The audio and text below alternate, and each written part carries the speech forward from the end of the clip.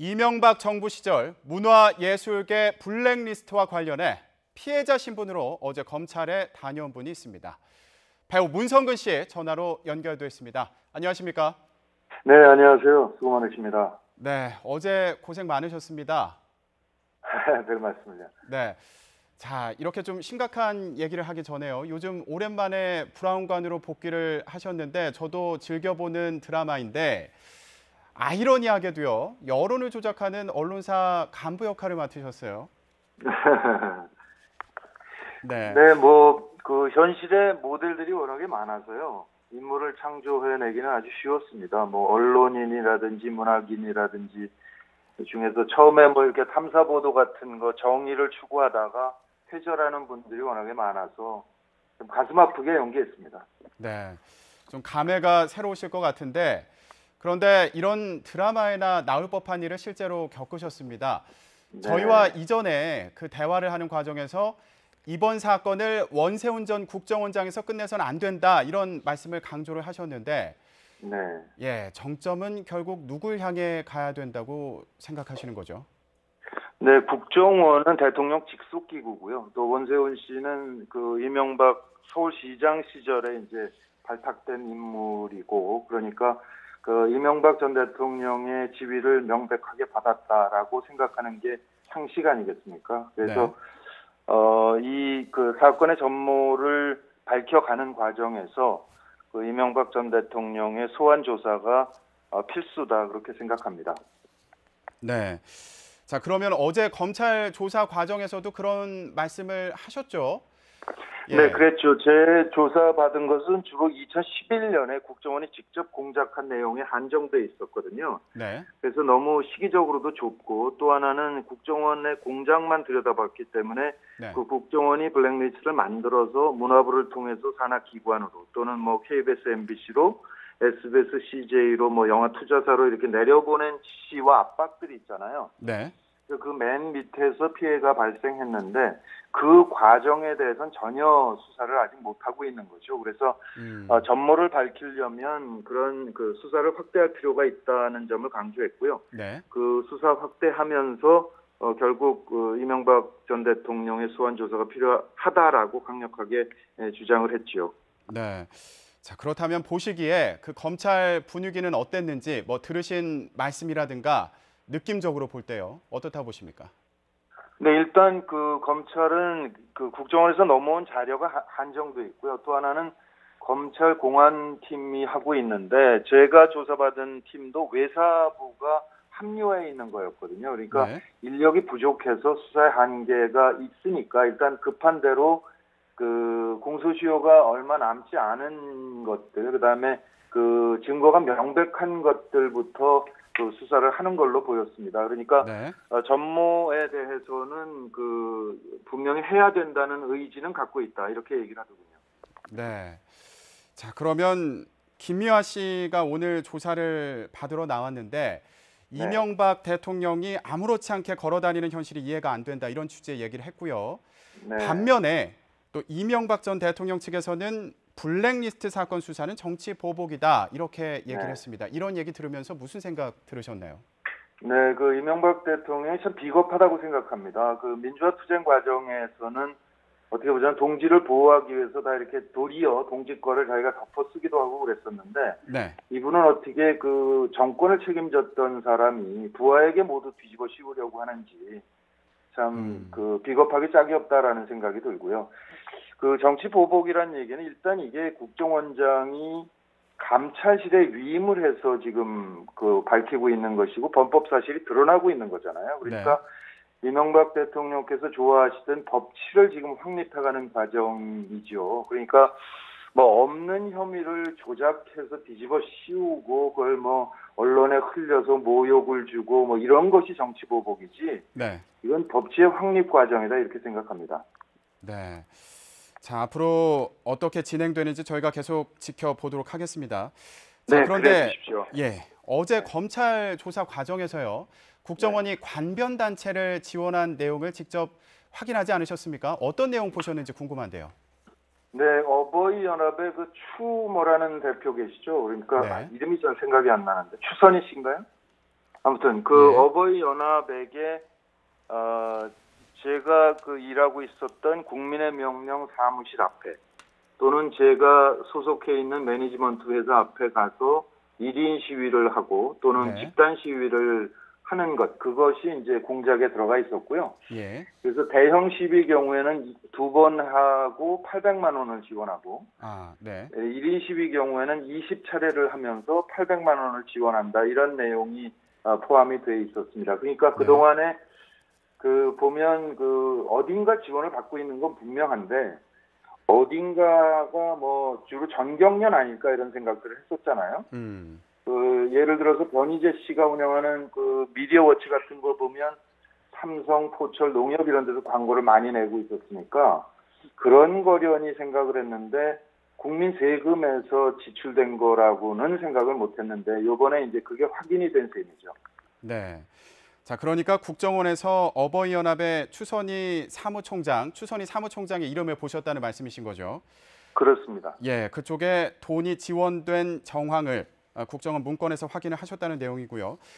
그리고 그렇습니다. 문성근 씨 같은 경우에는 그동안 1인 시위라든가 여러 가지 활동을 하셨는데 그 네. 활동 중에 사실 관변 단체들이 등장을 해서 뭐 네. 방해를 한다든지 위협을 한다든지 그런 과정을 실제로 겪으신 건데 그 당시 상황을 좀 기억을 떠올려 보시면 어떤가요?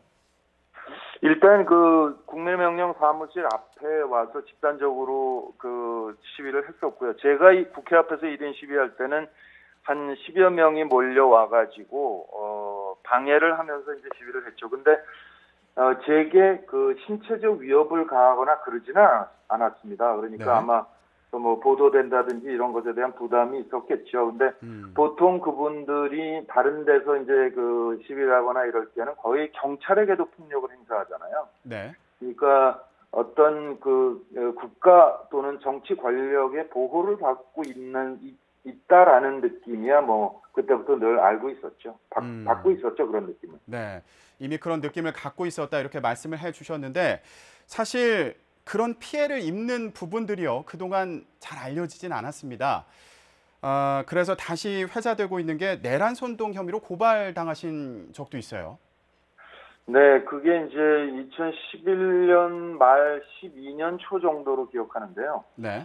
그러니까 국민의 명령에 대해서 내란 선동 혐의로 이제 고발을 여러 단체들이 했고요. 네. 그래서 이제 한번 그런 게 고발이 되면 언론에서 받아쓰잖아요. 네. 언론에서 많이 받아쓰고 나서 총선이 끝나고 나니까 검찰에서 그냥 무혐의 처리하더라고요. 근데 저한테 그러니까 소환은 물론이고 전화조차 한 적이 없습니다. 그러니까 검찰이 볼 때도 이건 말이 안 되는 건데 네. 그렇게 고발했던 것은 그냥 그렇게 언론에 내서 저에게 상처를 입히려는 목적이었을 테니까 그들의 목적은 성공했다고 봐야 되겠죠. 네. 그러니까 이런 그 내란 선동 혐의를 가지고 고발을 하고 이런 것도 공작 활동의 일종이 아니었냐 이런 생각이 드는 상황이고요. 아니 그 예. 국정원 문건에 보면 네네. 그 선거법 위반이 있으면 고발하고 또 내란으로 고발한다 이건 써 있었어요. 그러니까 라이트 코리안가 뭐 이런 단체가 저를 내란 선동으로 그 고발했다 이렇게 그 문건에 돼 있었고요. 그다음에 네. 그 선거법 위반 경우에는 이제 그 국민의 명령이 거리 선전 활동을 많이 했었는데 그 고발은 안 됐지만 그 선관위가 현장에 나와서 그 굉장히 그 감시를 철저히 했었거든요. 그게 네. 아마 그분들이 지속적으로 문제 제기를 하니까 선관위도 나와서 그 감독을 했던 것이 아닌가 그런 생각이 듭니다. 그러니까 그건 국정원의 공작이었던 것은 분명하죠. 네. 그러니까 문건을 통해서 분명히 확인된 그런 사실이 네. 되겠습니다. 그렇습니다. 예, 지금 저희가 국정원의 그 공작 활동에 대해서 얘기를 해보고 있는데 사실 문성근 씨 하면 각종 영화제 상을 휩쓸고 연기력을 인정받는 그런 배우신데 아직 대종상 영화제에서는 후보에조차 오른 적이 없다 이런 말이 또 회자가 되기도 합니다. 예, 이것과 연관지어서 지금 돌아보니까 이게 조직적인 공작이었구나 이런 생각이 드는 경우가 있으신가요? 추가적으로요. 글쎄 뭐 그게 민주정부 10년 동안에도 대종상 후보에 오르지 못한 거였으니까 그때는 뭐 국정원의 공작이 있었던 건 아니고요. 그러니까 네. 영화계 선배들께서 저를 좀 안 좋아하신 측면도 있고, 음. 그러니까 영화계 내부의 민주화 과정이었던 거니까요. 네. 이 불공정 시비를 받고 있는 것과도 물론 연관이 있긴 있겠지만, 그것까지 그렇게 생각하고 싶지는 않습니다. 네. 그러면 그 외에 추가적으로 뭔가 의문이 들었던 점들, 지금 보니까 아, 이게 공작이었던 거 아닌가라고 생각이 드는 추가적인 부분이 좀 있으신가요? 저 자신에 대한 공격은 뭐 제가 감당을 하면 되는데, 제 네. 주변에 대한 공격이 상당히 많이 있었죠, 그동안. 음. 참여정부 시절에 제가 출연했던 영화나 또는 TV 드라마나 이런 거에 제작했던 회사들, 예. 그 사람들이 이제 출연료를 제 통장으로 입금했을 거 아니에요? 그랬을 네. 경우에 모든 회사가 다 세무조사를 받는다든지, 그거는 이제 그분들한테 미안한데 참 지금도 그 분노가 가시지 않는 것은 그 대안학교 늦법 문익환학교라고 전남 강진에 있습니다. 그런데 네. 동아일보가 굉장히 큰 지면을 할애해서 그 왜곡 보도를 했었거든요. 예. 근데 그 기사 내용에 보면은 뭐 이를테면 학부모들의 그 대외비 비공개 단톡방에서 오간 얘기들까지 기사에 나와요. 근데 그 기자는 현장에 취재를 온 적이 없어요. 그러니까 저를 이제 그 국민의 명령 운동과 함께 뭐 정치 활동이나 등등해서 종북으로 이제 공격을 하라고 이제 그 국정원 문서에 있는데 네. 그 차원에서 그 육범 학교까지 공격했던 것이 아닌가 싶고요. 네. 근데 그게 지금도 영향을 미쳐서 그 학생 모집이나 등등해서 굉장히 힘들거든요. 그래서 이 교육까지 망가뜨린 부분에 대해서 정말 그 분노가 사실 가시질 않습니다. 네.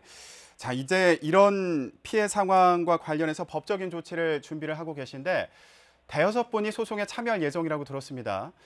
그러니까 네. 피해를 입었지만 아직 동참할지 결단을 못 내린 분들도 있는 건데 그분들이 가장 걱정하는 부분은 어떤 부분인가요? 걱정한다거나 뭐 두려움이 있다거나 그래서 그러는 거라고 생각하지 않습니다. 그냥 자기 모르는 사이에 그냥 블랙리스트가 됐는데 이 또한 네. 지나가고 민주화됐고 그러니까 뭐 굳이 이렇게 나까지 나설까 이런 생각도 있는 것 같고요. 또 감독들 경우에는 작품으로 말하지 굳이 내가 뭐 그런 것까지 하겠나 이런 생각들이 있는 것 같아요. 근데 네. 이 그 소송으로 가는 것은 아까 말씀드렸지만 검찰의 인력도 부족하고요. 네. 아주 지금 사건의 일부만 수사가 되고 있는 거라서 우리가 그 뭐 KBS, MBC, SBS 노조와 협력을 해서 사례를 좀 수집을 해서 고발을 하면 네. 훨씬 수사가 촉진될 수 있기 때문에 그 움직이고 있는 거니까 네. 많은 분들이 참여해 주시길 바라죠. 그러니까 지난 촛불에서도 봤지만 시민이 움직여야 바뀌는 거니까 같이 꼭 동참해 주기를 간곡히 호소드립니다. 네.